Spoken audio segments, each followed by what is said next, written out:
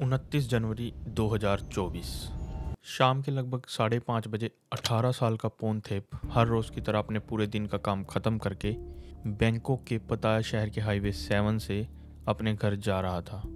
उसके लिए ये एक बिल्कुल नॉर्मल दिन की तरह ही था, लेकिन अचानक उसे लगा कि रोड के साइड में कोई आदमी है जिसको शायद कुछ मदद चाहिए और जो ज़मीन पर गिरा हुआ है। लेकिन जब वो मदद करने के लिए वहाँ गया तो वो बिल्कुल शॉक रह गया, क्योंकि जिसको आदमी समझ के वो मदद करने गया था वो आदमी नहीं बल्कि एक आदमी की डेड बॉडी थी, जिसके दोनों हाथ और दोनों पैर लाल रंग की एक रस्सी के साथ बंधे हुए थे।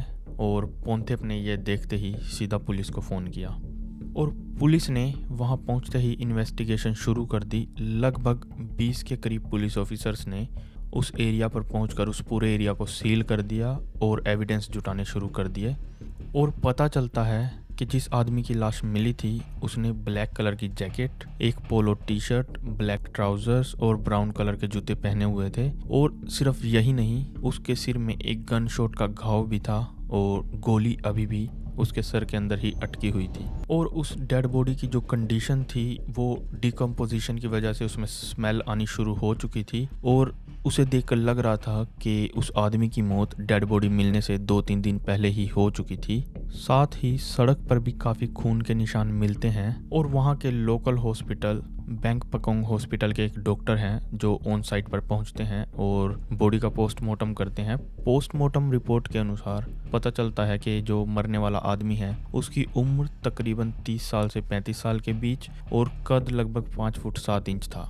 पुलिस को उसके पास से कुछ खास सबूत मिलते नहीं हैं। उनको उसके पास से कोई मोबाइल या कोई आईडी नहीं मिलती जिससे पता चल सके कि मरने वाला आदमी कौन था। उन्हें सिर्फ कुछ चाबियां मिलती हैं और इस समय पुलिस के सामने काफ़ी सवाल थे। पहला सवाल कि ये मरने वाला आदमी है कौन, क्योंकि अभी तक कोई प्रूफ उसका मिला नहीं था। और दूसरा कि क्या किसी ने उसको लूटने की कोशिश की थी और लूटपाट में सफल ना होने के कारण उसको मार दिया। और तीसरा सवाल, अगर मार दिया तो उसके दोनों हाथ और दोनों पैर क्यों बांधे गए। और सबसे बड़ा सवाल, आखिर ये किया किसने है। और इन सब सवालों के जवाब ढूंढने में सोशल मीडिया एक बहुत बड़ी भूमिका निभाती है। पुलिस उस आदमी के कपड़ों और उससे मिली कुछ चाबियों की फोटोज सोशल मीडिया पर शेयर करती है और बैंकपकोंग न्यूज़, जो वहाँ का लोकल न्यूज़ चैनल है, वो अपने फेसबुक पेज पर इस इंफॉर्मेशन को शेयर करता है और जिस पर काफ़ी अच्छा रिस्पॉन्स मिलता है। और एक पर्टिकुलर इंडिविजुअल रिस्पॉन्ड करता है कि हो सकता है विक्टिम जो है वो थानासेन थेयोन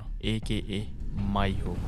माई एक 33 साल का आदमी था जो 27 जनवरी से लापता था। अब जो इकलौती लीड पुलिस को मिली थी उसको फॉलो करते हुए माई की वाइफ फोन उस रोड साइड सीन पर अपने एक दोस्त के साथ पहुंचती है और वो उन चाबियों को देखते ही रिकॉग्नाइज कर लेती है। वो माई की बॉडी पर बने एक टैटू को भी रिकॉग्नाइज कर लेती है, जिससे ये कंफर्म हो जाता है कि मरने वाला व्यक्ति फोन का हस्बैंड माई ही है। माई के बारे में और जानकारी जुटाने के बाद पता चलता है कि माई एक काफ़ी सिंपल और साधारण सा व्यक्ति था जिसकी घर, परिवार और दोस्तों के बीच काफ़ी इज्जत थी और उसका अपनी वाइफ के साथ भी कनेक्शन काफ़ी स्ट्रॉन्ग था। My as a forklift operator एक टायर फैक्ट्री में काम किया करता था और ये factory Amata City industry area के फेज 6 में थी। नॉर्मली माई जॉब पर जाने के लिए अपनी स्कूटी, जिसका रजिस्ट्रेशन नंबर 3KT1489 था, उस पर घर से निकलता था और फिर उसको वो एक रिटेल स्टोर की एंट्रेंस के बाहर पार्क करके वहां से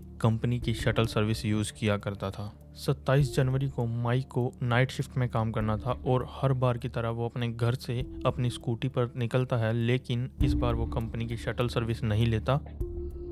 और ये बात उसके कोवर्कर्स को काफ़ी अजीब लगती है, क्योंकि माई टाइम को लेके शुरू से ही काफ़ी पंक्चुअल था और उसके कलीग्स उसको कांटेक्ट करने की कोशिश करते हैं, लेकिन उनकी सारी कोशिशें नाकाम रहती हैं।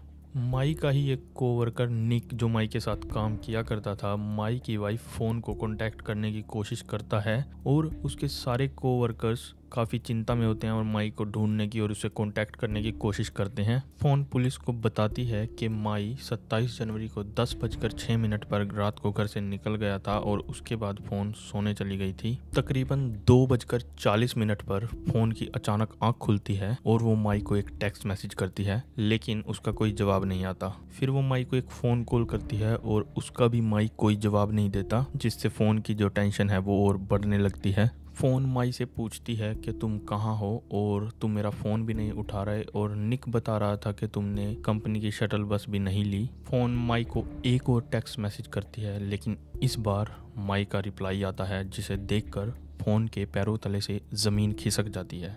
जवाब में माई लिखता है कि तुम्हें रोने की कोई ज़रूरत नहीं है और अब मैं तुम्हारे साथ नहीं रहना चाहता। मुझे लगता है कि अब हमें अलग हो जाना चाहिए और मैं किसी और के साथ किसी दूसरे शहर में रहना चाहता हूँ। माई फ़ोन से कहता है कि उसका जो भी सामान है वो रख सकती है। अंत में फ़ोन अपनी पालतू बिल्ली की फ़ोटो माई को टेक्स्ट करती है और उससे रिक्वेस्ट करती है कि प्लीज़ उन्हें छोड़कर मत जाए और उनकी ज़िंदगी में वापस आ जाए, लेकिन माई इस चीज़ को लेकर साफ मना कर देता है। और लगभग सुबह 5:30 बजे माई की फ़ोन के साथ आखिरी बार बात होती है। माई लिखता है कि मुझे ढूंढने की कोशिश मत करो, मैं किसी दूसरे शहर में जाकर अपनी नई ज़िंदगी शुरू करना चाहता हूँ। और उसके बाद माई की प्रोफाइल फ़ोटो भी बदल जाती है और माई के लापता होने के लगभग 24 घंटे बाद फ़ोन माई की मिसिंग रिपोर्ट बैंकपो पुलिस स्टेशन में दर्ज कराती है और सोशल मीडिया प्लेटफॉर्म की मदद से भी उसको ढूंढने की कोशिश करती है। अब तक की इन चीज़ों को देखकर लग रहा था कि माई फ़ोन से छुटकारा पाना चाहता है और किसी और के साथ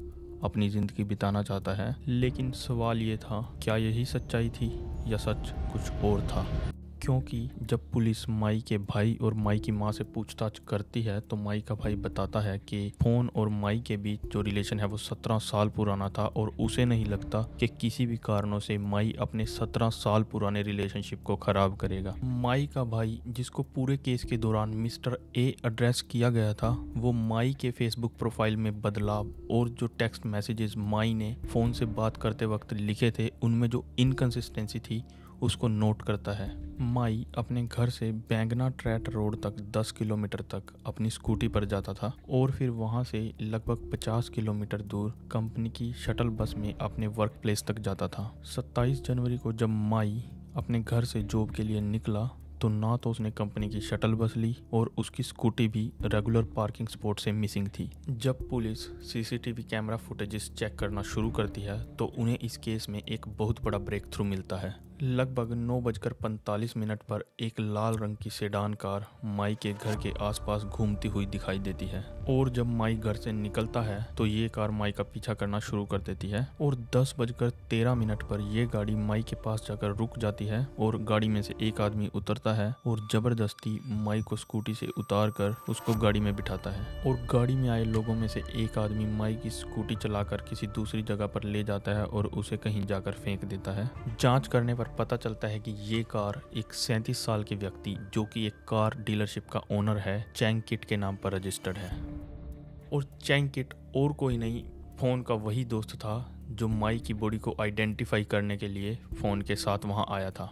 और एक बार फिर से इन्वेस्टिगेटर्स के सामने काफ़ी सारे सवाल थे, लेकिन इस बार फ़ोन और चैंग किट को लेकर सवाल थे, क्योंकि जब फ़ोन और चैंग किट माई की बॉडी को आइडेंटिफाई करने आए थे उस टाइम भी कुछ पुलिस ऑफिसर्स को उन दोनों का बिहेवियर आपस में थोड़ा अजीब लगा था। और जब पुलिस चैंग किट की सोशल मीडिया खंगालती है तो उनका शक यकीन में बदल जाता है और पता चलता है कि फ़ोन और चैंग किट सिर्फ दोस्त नहीं थे, बल्कि उन दोनों के बीच में दोस्ती से काफ़ी ज़्यादा था, या मैं कहूँ दोनों के बीच में अफेयर चल रहा था। और 3 फरवरी को इन्वेस्टिगेटर्स की एक टीम चैंग किट को बैंकफली डिस्ट्रिक्ट के एक पेट्रोल स्टेशन से गिरफ्तार कर लेती है और चैंग किट अपना बचाव करने का कोई ज़्यादा ट्राई नहीं करता और बड़े ही आराम से कन्फेस कर लेता है कि ये मर्डर उसी ने किया है। और वो ये भी कन्फेस करता है कि माई की वाइफ फ़ोन और उसका पिछले 3 महीने से अफेयर चल रहा था, लेकिन जब उससे गाड़ी में मौजूद बाकी के 3 लोगों की मर्डर में इन्वॉल्वमेंट के बारे में पूछा गया तो उसने साफ साफ मना कर दिया और बताया कि उन 3 लोगों का इस मर्डर से कोई लेना देना नहीं है। चैंग किट बताता है कि उसे फ़ोन के मैरिटल स्टेटस के बारे में नहीं पता था लेकिन जब उसे पता चला कि फ़ोन पहले से ही शादीशुदा है और वह प्रेग्नेंट भी है, तब उसने फ़ोन के पति माई को मारकर रास्ते से हटाने का फैसला किया। हालांकि बाद में पता चलता है कि फ़ोन ने चैंकिट से अपनी प्रेगनेंसी के बारे में झूठ बोला था और वह प्रेग्नेंट नहीं थी। और वो लाल रंग की रस्सी जिससे माई के दोनों हाथों और पैरों को बांधा गया था, जब उसकी फोरेंसिक जांच हुई तो उस पर 3 और लोगों के फिंगरप्रिंट्स मिले। और जब चैंकिट को सीसीटीवी फुटेज और एविडेंस दिखाकर पूछा गया तो उसने आखिरकार मान ही लिया कि उसने 4 लोगों की मदद से माई का पहले अपहरण किया और फिर बाद में उसने खुद माई को गाड़ी के अंदर ही गोली मारकर उसकी हत्या कर दी और फिर उसने माई की बॉडी को सड़क के किनारे पर फेंक दिया। और यही नहीं, चैंकिट और उसका एक साथी ओट पहले भी 3 अलग अलग जगह पर माई का पीछा करते हुए पाए गए थे। पुलिस चैंकिट और उसके साथियों पर robbery resulting in death, fire arms violation, kidnapping और कोर्प्स कंसीलमेंट के चार्जेस लगाती है। 4 फरवरी को जब माई का फ्यूनरल था तो माई को अंतिम विदाई देने के लिए माई की वाइफ फोन भी वहां मौजूद थी। उसने बताया कि उसे बिल्कुल अंदाजा नहीं था कि चैंकिट माई को जान से मार देगा। उसने सबके सामने माई के परिवार से माई को धोखा देने के लिए माफी मांगी और कसम खाई कि वो कभी दोबारा शादी नहीं करेगी। हालांकि कुछ समय बाद कुछ और फुटेजेस सामने आती हैं जिसमें फोन एक और तीसरे आदमी के साथ दिखाई दी, जिसका मतलब है कि फोन एक ही समय पर माई, चैंकिट और एक तीसरे आदमी के साथ रिलेशनशिप में थी। लेकिन इन सब के बावजूद भी कोई भी ऐसा एविडेंस नहीं मिला जिससे फोन की डायरेक्ट इन्वॉल्वमेंट माई के मर्डर केस से की जाए। शुरुआत में हम लोगों को लगा था कि ये केस एक ऐसा केस है जिसमें एक हस्बैंड जो है अपनी वाइफ को छोड़कर किसी दूसरी औरत के साथ रहना चाहता है और अपनी वाइफ को धोखा दे रहा था। लेकिन जब हमने इस केस की परतें खोली तो जो सच्चाई थी वो इससे बिल्कुल उल्टी ही थी।